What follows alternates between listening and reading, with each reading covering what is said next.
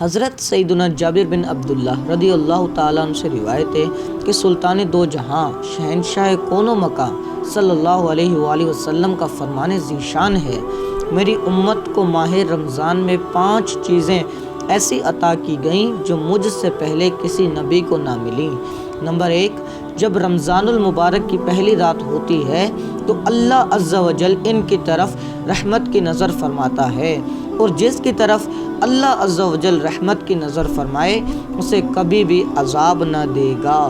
Number 2، شام کے وقت ان کے منہ کی بو یعنی جو بھوک کی وجہ سے ہوتی ہے اللہ عز و جل کے نزدیک مشک کی خوشبو سے بھی بہتر ہے۔ نمبر 3، فرشتے ہر رات اور دن ان کے لیے مغفرت کی دعائیں کرتے رہتے ہیں۔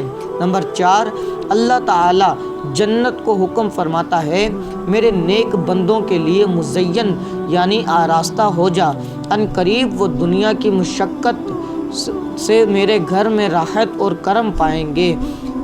نمبر 5، جب ماہ رمضان کی آخری رات آتی ہے تو اللہ عز و جل سب کی مغفرت فرما دیتا ہے۔ قوم میں سے ایک شخص نے کھڑے ہو کر عرض کی، یا رسول اللہ صلی اللہ علیہ وآلہ وسلم، کیا وہ لیلۃ القدر کی رات ہے؟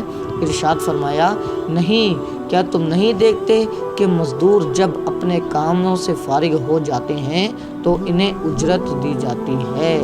صلو علی الحبیب صلی اللہ تعالی علی محمد صلی اللہ علیہ وسلم۔